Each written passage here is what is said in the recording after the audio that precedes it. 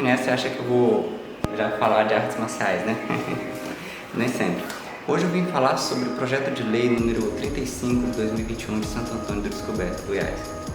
Esse vídeo muito provavelmente vai chamar a atenção dos moradores de Santo Antônio, porque eu estou pondo minha opinião a respeito do projeto. Sou livre para fazer isso, obviamente, mas talvez sirva mais ainda para aqueles que moram de aluguel.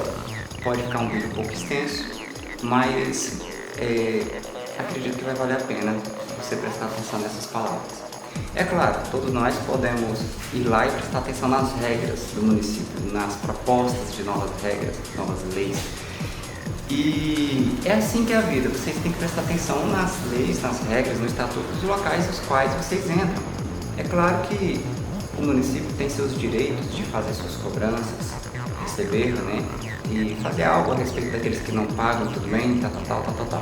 Só que precisa existir uma coerência que agregue valor tanto para quem gerencia quanto para quem usufrui, não é isso? Me desculpem se houver algum erro de interpretação, porque a propósito, leis também exigem que sejam interpretadas, né? Mas eu vou expressar minha opinião dentro do universo que eu compreendi. E me corrijam se eu estiver errado. A respeito de descontar o IPTU na conta de água e de luz, as concessionárias, fala assim no projeto de lei. Antes de falar sobre isso, eu queria observar uma coisa. A gente paga na conta de luz, eu calculei na minha, por exemplo, veio de R$285, veio cobrando R$82 de ICMS, 29, alguma coisa por cento. Assim, na minha opinião, uma taxa muito alta, tudo bem que pode ser cobrado. O que seria o ICMS? Ele é um imposto que é sobre circulação de mercadorias e serviços. Tudo bem, não é especificado na conta se é o ICMS apenas sobre o uso da energia. Eu não vou entrar nesse mérito porque não é uma coisa que eu tenha muito conhecimento. Mas eu menciono que, por si só, essa taxa eu já acho ela altíssima. Ou seja, de 285 a 82 ele é só do ICMS. E ainda existem jurisprudências que estão observando essa questão. Inclusive já está passando pelo STF, alguém pode pesquisar aí na internet, que existem fases do ICMS que não pode ser cobrado, né? Por exemplo, a transmissão de um estado para outro, já que a pessoa que utiliza a energia não está consumindo a energia nessa fase, ela consome na fase final.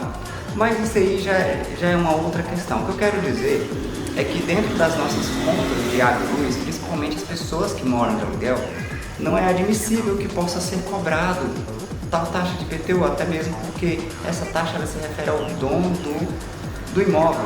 Ah, mas está lá falando que você pode remover a taxa depois de pagar. Depois de pagar, você pode remover a taxa. E quando se trata de IPTU e água e luz, assim, a gente sabe que os períodos eles cortam se ficar um certo período sem pagar. Mas como é que as pessoas fazem, aquelas que pagam o IPTU, por exemplo? Às vezes elas não têm o dinheiro naquele momento e tem vezes que vão pagar no ano seguinte e etc e tal, mas acabam de algum jeito pagando. É claro que tem que ter algum tipo de multa ou punição para aquelas que não pagam. Mas aí é que tá, no final das contas, quem vai sofrer de verdade vai ser aquelas pessoas que pagam aluguel. Porque pode pesar para elas, já é pesado para elas, principalmente, eu não entendo, como em plena fase pandêmica, que a gente ainda está vivendo a fase pandêmica e ainda está vendo outra variação do vírus aí. Então as pessoas estão começando a ganhar fôlego, o mercado ainda não está totalmente restituído, ainda não está totalmente recuperado, aí vem uma cobrança dessa forma. Isso aí é assim, eu entendo que lei é o seguinte, lei é para fazer a vontade da maioria? Responde agora na sua cabeça, é para fazer a vontade da maioria? Não. Eu entendo que lei não é para fazer a vontade da maioria, mas para ser benéfica para a maioria.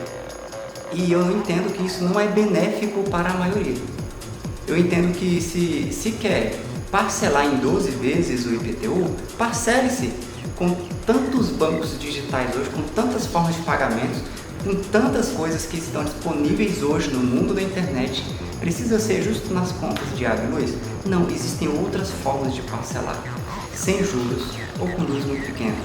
Então, existem sim outras maneiras de resolver essa questão de pagar o IPTU parcelado. Entendo que, se era essa a intenção, não precisa e não deve ser na conta de água e de luz. Então, hashtag sou contra esse ponto. Não estou aqui somente para reclamar. Nos parágrafos 2º e 3º do artigo 44 do proposto, até que eu sou a favor, porque isso dá a entender que está fazendo uma transição de dados de uma forma mais rápida, mais prática, né, entre concessionária e município. Isso é muito bom. A propósito, quem fez a reelaboração desse projeto muito provavelmente entende bastante sobre finanças e de informatização. Está de parabéns nesse ponto. Agora, voltando aos pontos que se trata sobre os impostos, querem ideias sobre arrecadação de impostos? Eu vou dar algumas das ideias aqui. Algumas poucas. Para ser sincero, tenho 96 ideias de projetos guardadas em um caderno. Na gestão passada já passei para 2 vereadores, não propor, ignoraram. Então tá lá, mas agora nesse momento eu vou passar aqui 2. Lixo na rua. É vergonhoso quando a gente anda pela nossa cidade e vê os lixos jogados na rua. Então, algumas pessoas podem falar, a administração pública não limpa e tal. Eu discordo. Não é a administração que tem que ficar limpando o lixo. A administração, ela tem que remover os excessos. Tipo assim, as rebarbas. É como se tem folhas, ela vai lá e tira. Ela tem os lixos nas lixeiras, ela vai lá e remove. Os galhos de árvores que as pessoas cortam e colocam nas frentes de suas casas, a administração tem que ir lá e tirar. Sofá, que as pessoas precisam descartá-los, a administração ela tem que ter uma agenda de recolhimento dessas coisas, concordo. Mas quando se trata de lixos que são papéis, sacos, sacolas, sacos de salgadinho, garrafas PET, né, garrafas de refrigerante e etc e tal, isso aí tem que ter multa mesmo. Tem que ter multa para quem joga esse lixo na rua. Ou seja, crie-se um sistema de monitoramento para isso. Crie-se uma forma de que possam passar fiscais. Crie-se um aplicativo que as pessoas possam filmar o flagra e mandar por esse aplicativo. E crie-se uma forma que possa se levantar o banco de dados através de reconhecimento facial, por exemplo. Ou que se gere uma forma de chegar até as casas das pessoas através de denúncias anônimas, diversas. Essa pessoa desse aplicativo, que foi filmada nesse aplicativo, mora nesse endereço e tal. Sei lá, crie-se uma parceria para que os comércios que filmam nas suas câmeras de vigilância, que eles filmam aquele ato ali. Resumindo, alguém viu, acabou de ver, tem como chamar um fiscal imediatamente. Tipo assim, crie sistemas que possam fazer isso de forma... É claro que não vai ser 100% eficiente, mas em algum ponto vai começar a ser eficaz. Aí as pessoas vão começar a serem multadas e aí elas vão começar a não jogar lixo na rua. Por quê? Porque mexe no bolso dela. E sabe o que é interessante? Isso é benéfico para a maioria, porque quando não se tem lixo na rua, é benéfico para a maioria, é benéfico para a natureza, é benéfico até para a gestão pública. Então, uma das maneiras de arrecadar impostos é ir atrás de quem está errando. Quer outro exemplo? Som automotivo em hora errada. Às vezes é até a hora certa, mas em altura errada. Eles passam na frente das residências de forma que treme as janelas de todo mundo. Às vezes tem crianças dormindo e eles acordam aquelas crianças que a mãe passa às vezes a noite toda acordada, porque a criança às vezes está com uma febre, alguma coisa assim, ou não dorme porque está com alguma cólica. Aí de manhã ela vai tentar dormir, passa o som automotivo ali e treme a janela, acorda a criança e a criança começa a chorar. Que tal começarmos a observar essas pessoas que são as pessoas que não ligam para outras pessoas? Podem ter os seus sons automotivos? Pode ter um show, pode, mas tudo dentro das suas alturas e locais adequados. Parece que existe uma necessidade de exibicionismo que não é percebido pela gestão pública. Eu mesmo já liguei, né, para a polícia para poder ver sobre isso aí. E ela disse assim, que ela pode chegar e pedir, a menos que alguém se apresente como vítima e tal, ela pode fazer alguma coisa a respeito. Mas, ou seja, só pelo simples fato de estar incomodando na hora errada, eles ainda não podem intervir assim como a gente gostaria que fosse, teria que ser nas posturas. Mas a postura, ela é o seguinte, ela tem um horário para funcionar em horário comercial, ou seja, no horário que o som incomoda, a postura está fechada. Então está faltando algum sistema, algum mecanismo para poder ir lá e punir as pessoas que erram nesses aspectos, ou seja, em benefício da maioria, cria esses sistemas para que possa multar mesmo essas coisas e tal, ok? Então fica aí um aplicativo de denúncia também, que possa ter alguém de plantão 24 horas por dia, possa ir lá.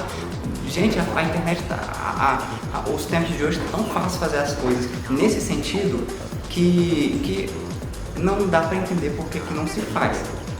Talvez porque não se tenha a ideia. Bom, enfim, sobre preocupação a respeito de multa das pessoas que estão errando, eu vou dar o maior exemplo que a gente está vivendo hoje, a respeito da pandemia. A gente, por exemplo, vai no supermercado, aí tá lá, tem que entrar com máscara, beleza. Só que o que acontece é que a máscara, ela não impede que quando a pessoa espirra, atravesse o espirro pela máscara. As pessoas espirram e tossem dentro do supermercado, dentro da drogaria, dentro dos comércios que estão as outras pessoas ali.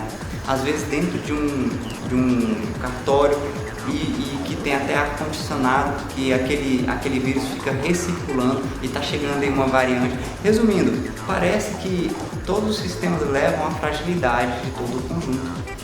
Então o que seria não ideal, mas um pouco mais adequado, seria que a população possa ser instruída a usar um pano por cima da máscara, um pano grosso por cima da máscara, e que se elas espirram sem o pano dentro dos comércios, elas possam ser sim multadas. Então a questão é isso, tipo, eu vou dar um exemplo. Eu estava na frente da casa lotérica, na fila, né, com a distância de 1 metro e pouco da pessoa que estava na minha frente. A fila já estava indo lá para fora e estava até aquele momento em que os agentes entram para poder pegar o valor e sair, estavam na porta assim, tava. Aí tinha um cara que ele estava na minha frente, ele virou, ele estava com a máscara, ele virou, tirou a máscara, espirrou e depois colocou. Se eu não tivesse autocontrole, eu teria metido a porrada na cara dele. Ou seja, é uma pessoa que não tem instrução e não tem punição. Lembro, vamos começar a fazer punições no sentido de em prol da maioria, não o contrário, que é prejudicar a maioria por causa de uma lei ou de uma regra que não acredito que deva ser esse o propósito, né? Eu vou dar um exemplo aqui do item B do artigo 50 da nova proposta. O item B fala assim, sobre a respeito de juros, né? De 0,33% ao dia e que durante 20 dias vai atingir os 20%, 0,33% ao dia até que seja 20%, e depois 1% ao mês. Isso no ano dá 30%. Como é que era antes? A Lei 531 de 2002. Então, como é que era antes? Era que antes era 0,5% por semana, até o limite de 2% e não 20%, e depois 1% ao mês. Isso dá em um ano inteiro 13% e não 30%. Aí eu pergunto assim, por que exorbitar dessa forma? Né? Por que exorbitar dessa forma? Tipo assim, quando tem uma inflação que aumenta o salário, aumenta-se tudo. E eu acredito, eu não sei quanto que está a unidade fiscal de SAD, mas eu acredito que ela também tem aumentado, né? Posso estar enganado nesse tópico. Então, quando se trata de juros, eu acredito que deve ter um pouquinho mais de coerência, um pouquinho mais de freio nessa questão.